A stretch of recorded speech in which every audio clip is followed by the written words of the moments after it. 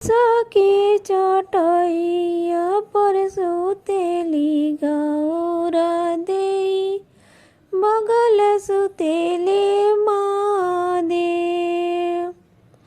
अरे हटी सूती इत्र महादेव, रौरा गर्मी हमसे ना साय।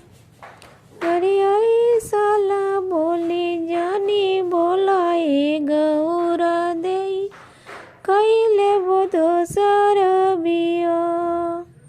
अरे साना बोली जानी बोलाए गौरा देई, कैले वो दोसर बिया। अरे पर्वत चढ़ी शिवजी नंदिया सवार भइले, चली भइले ससुर जी के पास। अरे सासू दिली पीढ़िया सरज ठंडा पानी हो, सरहु करावे जलपान। अरे सासू दिली पीढ़िया सरज ठंडा पानी हो, सरहु करावे जलपान। अरे जीजाजी रौरा कुशलता हो, कैसन बड़ी बहिना हमार। अरे जीजाजी रौरा कुशलता हो, कैसन बड़ी बहिना हमार। अरे हम कहीं सर्व गौरा कुशलता हो, गौरा से छोटी गैले साथ। अरे हम कहीं सर्व गौरा कुशलता हो, गौरा से छोटी गैले साथ। अरे रोवेले महादेव जरे दोनों नैना हो, कैसे बीतिए दिन हमार।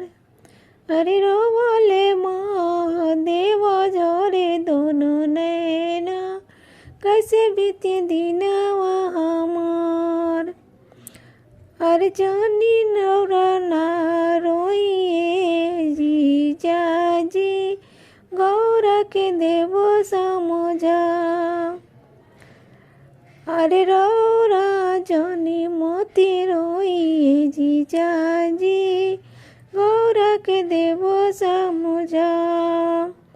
अरे रौरे संग जीजाजी जिंदगी बिताई है, नहीं छुटे संगवा तोहार। अरे सारा बहनैया दोनों एके संग गइले हो, गौरा के दिले समझाए। अरे सारा बनैया संग एके संगे गइले, गौरा के दिले समझाए। आनी गौरा बोलिया हो बिरही के बोलिया, छूटी जाइए शिवाजी के साथ। अरे जानी गौरा बोलिया हो बुराई के बोलिया, छूटी जाइए शिवाजी के साथ। अरे कुसे के चौटोइया पे सुतेली गौरा देई, बगल सुतेले महादेव।